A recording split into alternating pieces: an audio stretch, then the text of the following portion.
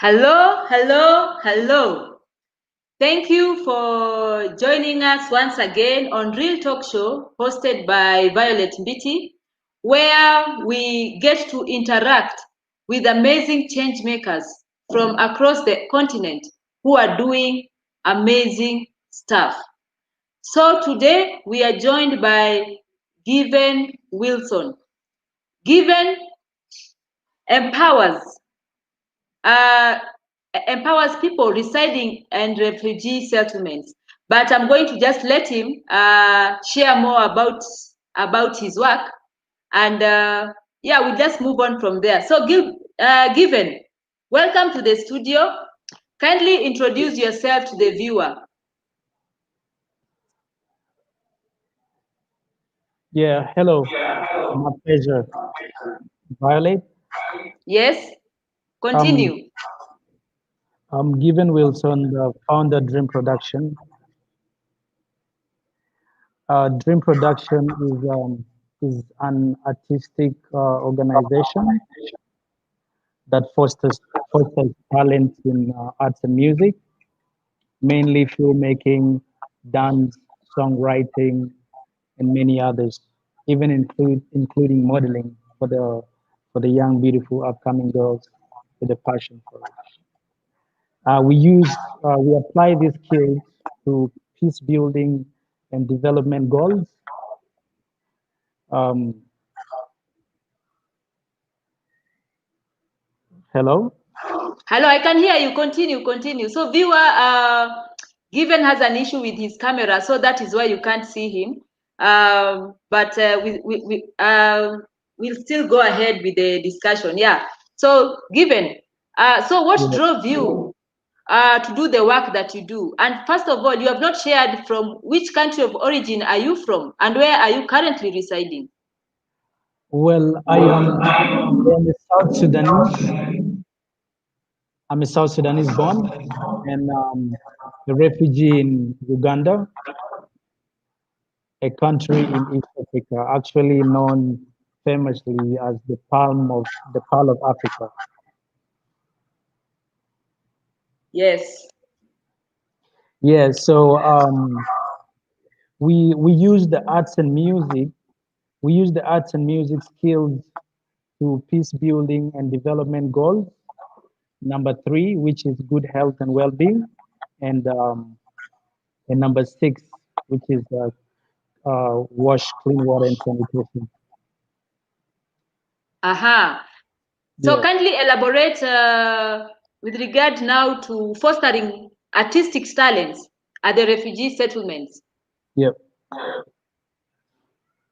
How do you do Um, it? we believe we can use the talents as a tool to peace building, like I said. So our intervention strategies are the refugee youth, which we believe there are so many in schools and within the communities. So we do um, the arts and music skill in a way like we audition these young talents within the communities in the specific categories that could be filmmaking, music, dance, and all this. So it is a sort of a platform where they all come in and compete. You know, they compete and showcase their talent, and whoever wins, that is according to the judge on the panel, they get to be signed up into our project, and we get to build their talent and work with them in achieving our goals. Mm-hmm. All That was right. So, actually before the COVID pandemic. So our work got hindered because you know uh, COVID the COVID um, has done a lot, has hindered a lot in the music industry. You cannot do concerts, you cannot do auditions, you cannot do any shows. So we were actually not able to do anything. So we resulted into into Soap for Hope, which is our current project during the COVID-19 pandemic. and our main focus are on actually the 17 goals, which is the first is the number three goal, number three, good health and well-being, and and number six, which is clean water and sanitation. So in these goals, we identify the refugees, PSNs, so much the all age category, the elders, of the age range of 60 to 120. Actually, we have people that are 100 plus, 100 years old. We have about seven of them that are 120 years in Kirandongo resettlement. So we have targeted these people because they're the most vulnerable to the to the coronavirus. You know, one thing they have they have they have mental vulnerability. Uh, that is one thing to do with the disorders such as the stress, the anxiety, the dementia that has been in existence actually before the COVID-19 came in. So when the COVID-19 came in, there has been um, there has been rampant misinformation according to different platforms, which could be within the communities, sometimes even within the social medias. These old people, they actually have young ones within their home. So these young people, once they don't get the right information, they end up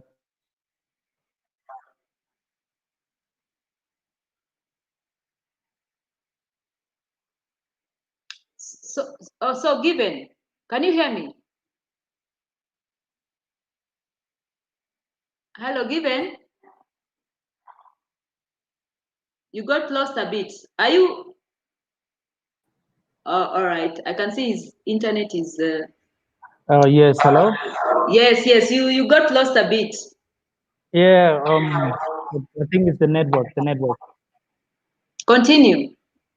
Yeah, so we are mainly focusing on two of the 17 sustainable development goals, which is number three, good health and well-being, and number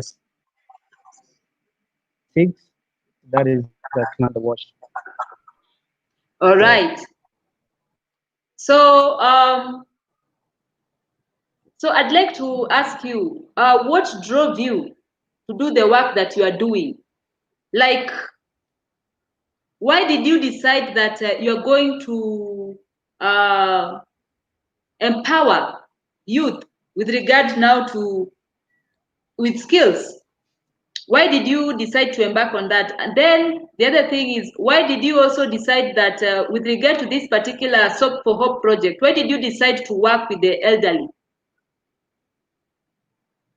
Well, I decided to empower to answer your first question. Pardon?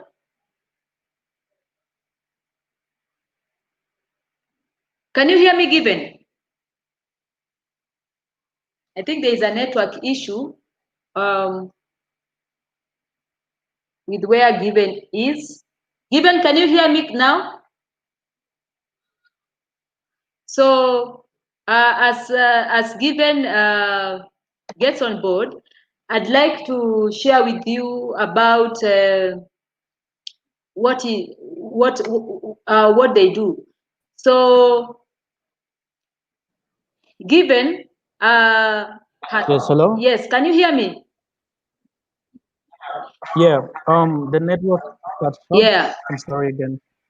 Yeah, just to answer your two questions, what drove me to empower the youth? As a youth myself, we believe as refugees we are brain drained. One thing is we are not in a country where we were born. It's not our home.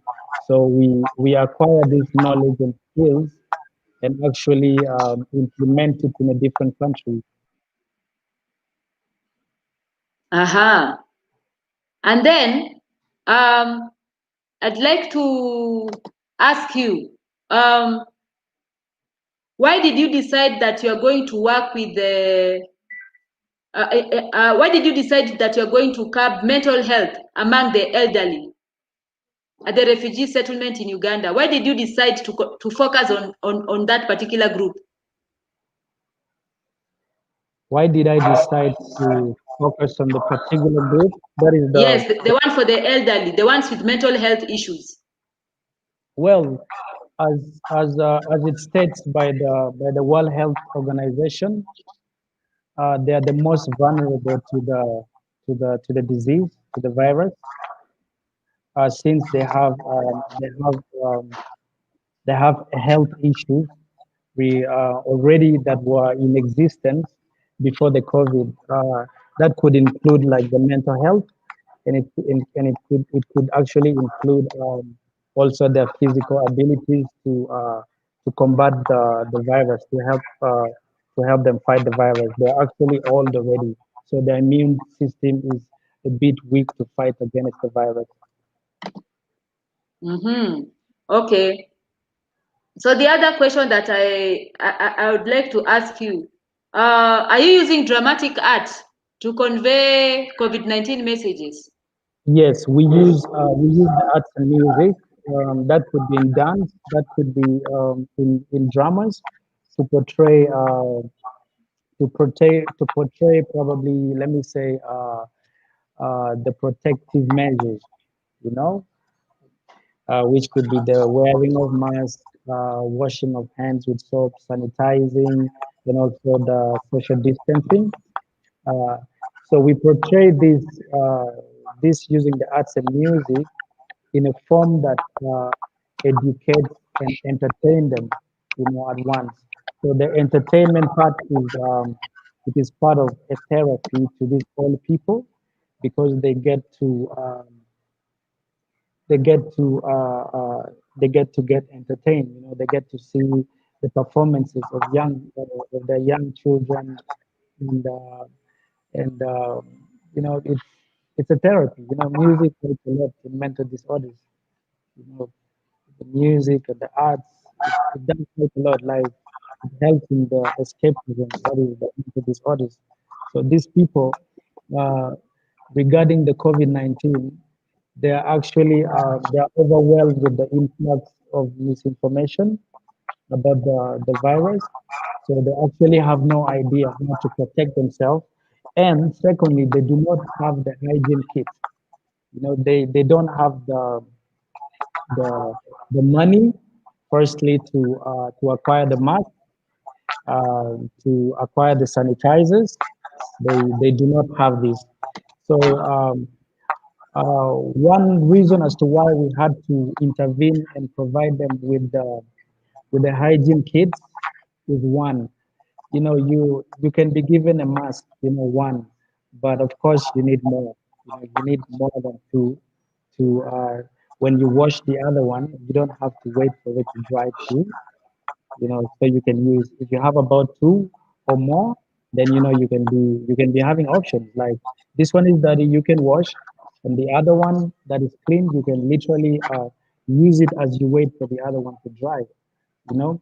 So we had to provide them with this hygiene kit that would help them to help them actually fight against the virus, which hence reduces the spread of the virus amongst them. Okay, okay. So now I'd like to bring on board Paul Shaw. Hello, Paul. Hello. Yes, you've had Given's presentation. Yeah, I put my headphones on because the washing machine was making a lot of noise. Yeah, money's always the issue, isn't it, Given? That's the problem. And does the Ugandan government not offer any assistance at all to the refugee camp in terms of providing sanitation? The government of Uganda actually only offers the citizen, the Ugandan citizen, the hygiene kits, which includes the mask uh, and other necessities to protect themselves against COVID-19. They do not actually provide for the refugees.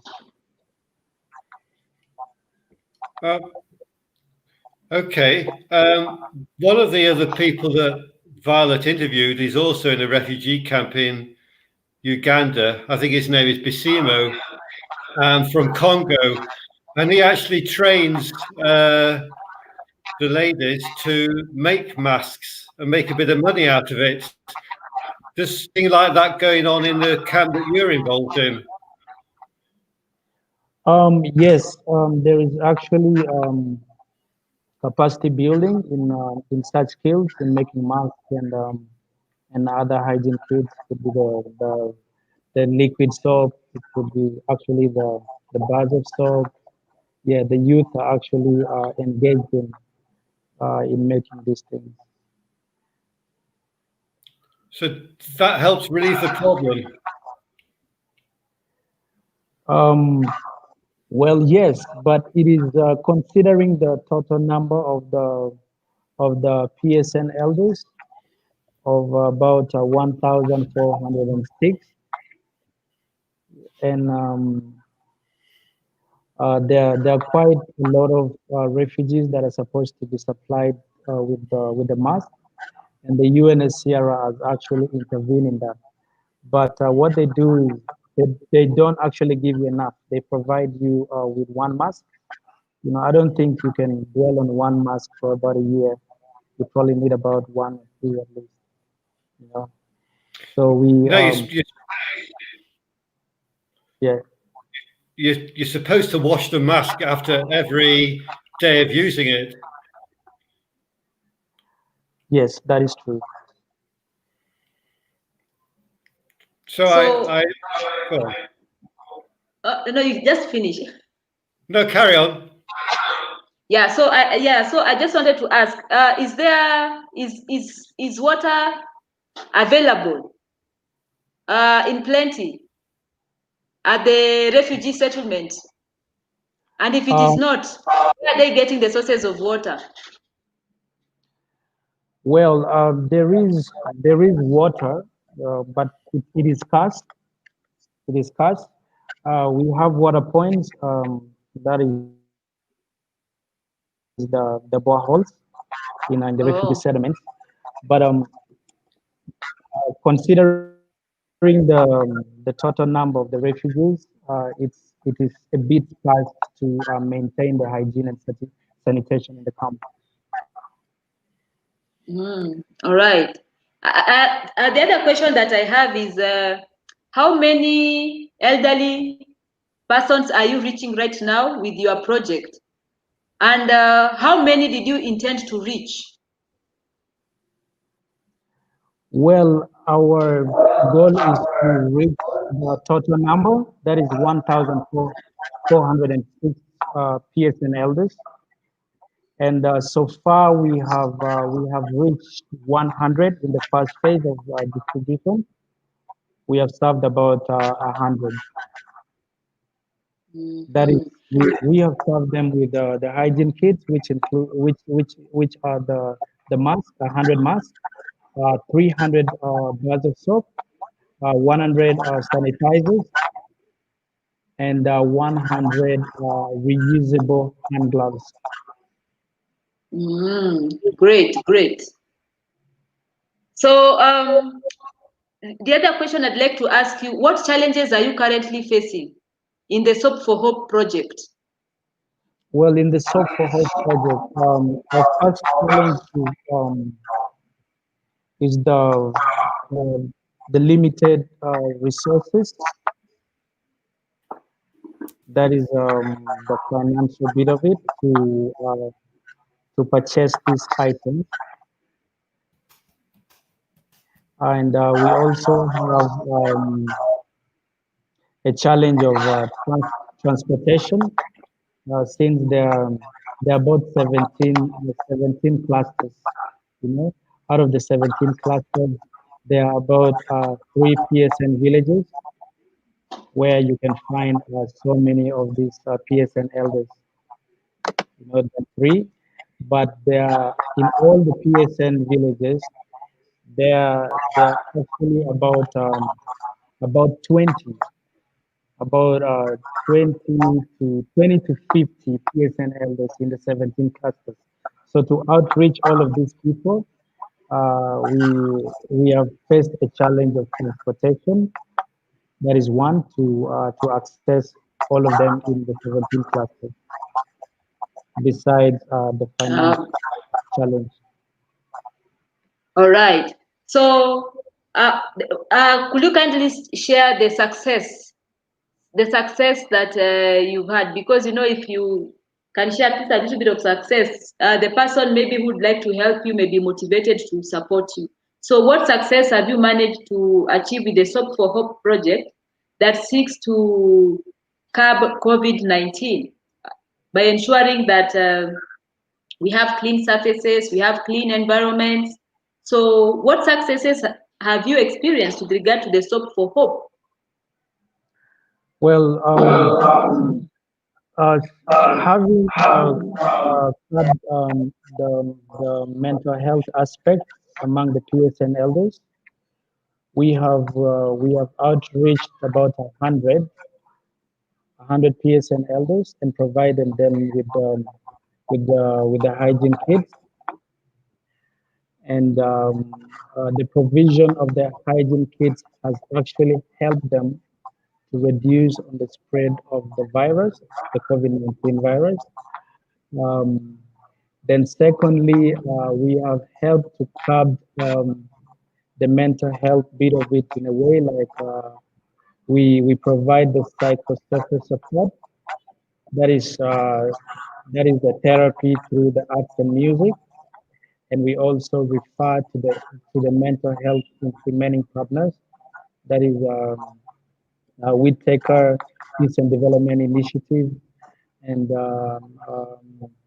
DRC as well, and also the UNHCR. Wow, awesome, awesome. So, Paul Shaw, Oh, yes. do you have any? Yes. Before hand sanitizers became widely available in Britain, where I am, we were told just to wash our hands for 20 seconds with soap. I mean, that seems like a good option. Is that the reason for the Soap project, that soap is the most cost-effective way of actually protecting the elderly, just to encourage them to wash their hands for 20 seconds every time they've actually touched something, to reduce the transmission of COVID? Well, that's a good question. Soap is actually the most essential, but there's one challenge because these PSN elders, they go to the churches, to pray, and sometimes they move into crowd. So, like, we believe when they have the sanitizers in their hand,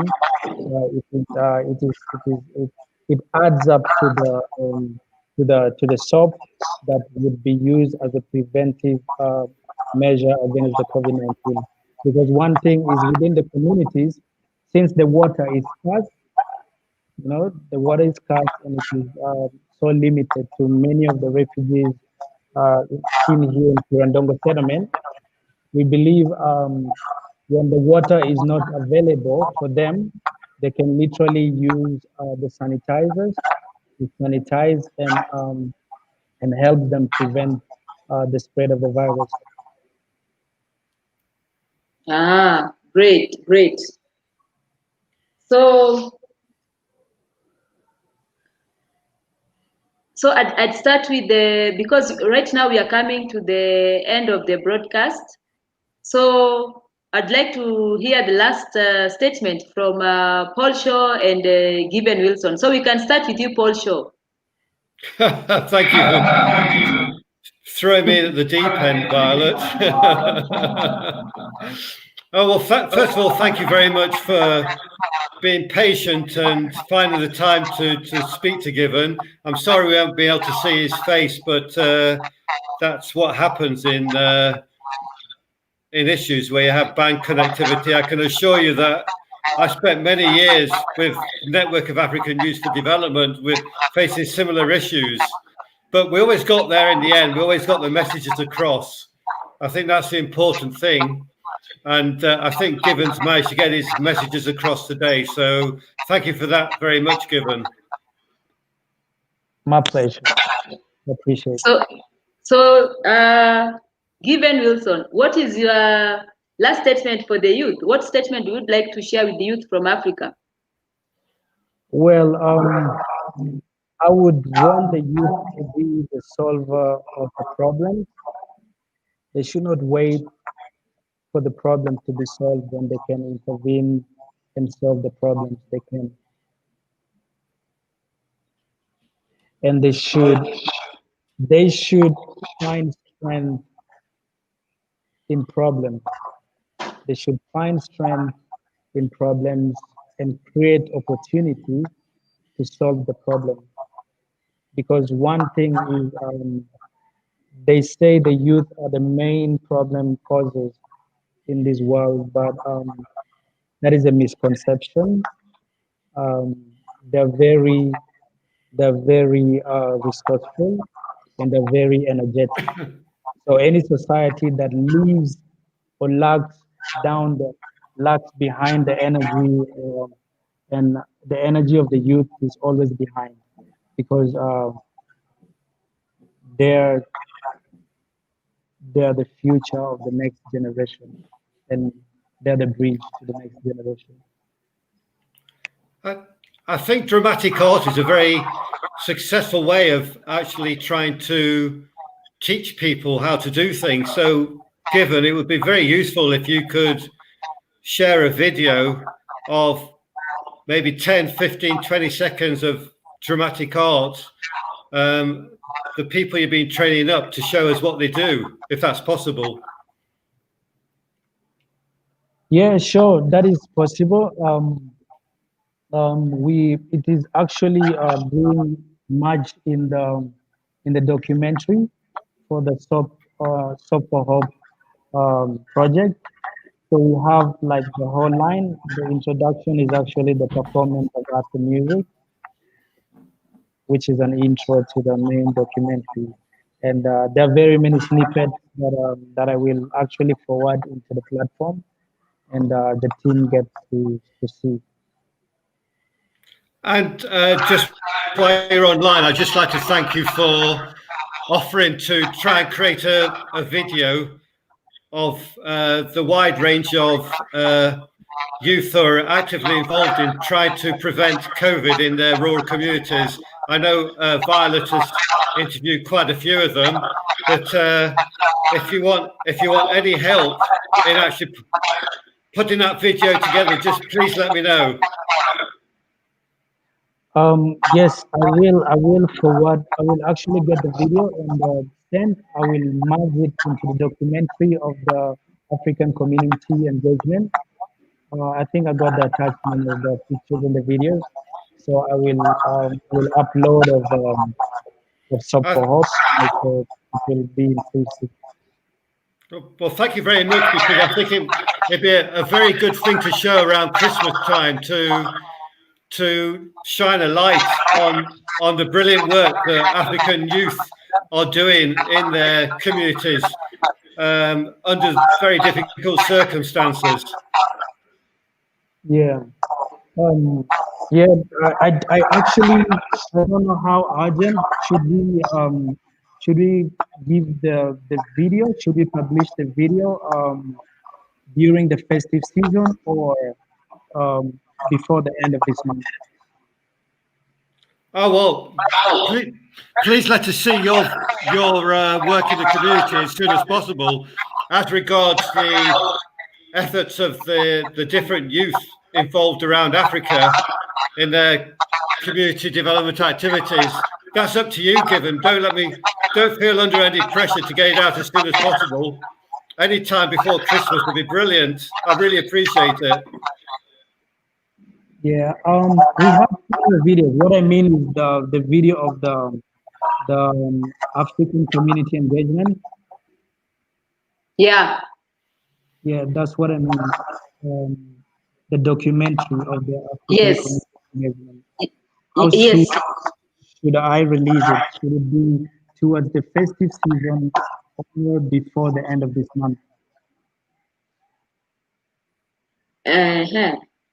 So Paul, you've had this question, like the videos of the Africa community engagement chat. So should they be released? He's asking whether it should be released end of this month or festive season. Well, I'm very happy for Given to do it as soon as possible, but I don't want him to feel under any pressure to do it. All right. Right, that means before the festive season. Awesome. Yeah.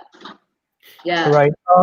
Yeah, Paul Shaw, I would actually appreciate you for your generous donation. I don't know if you got my email. We are really grateful for everything you're doing to the African community youth that are actually doing so much for their home.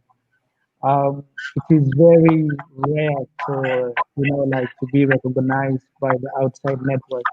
So we are really grateful for the platform you're providing us.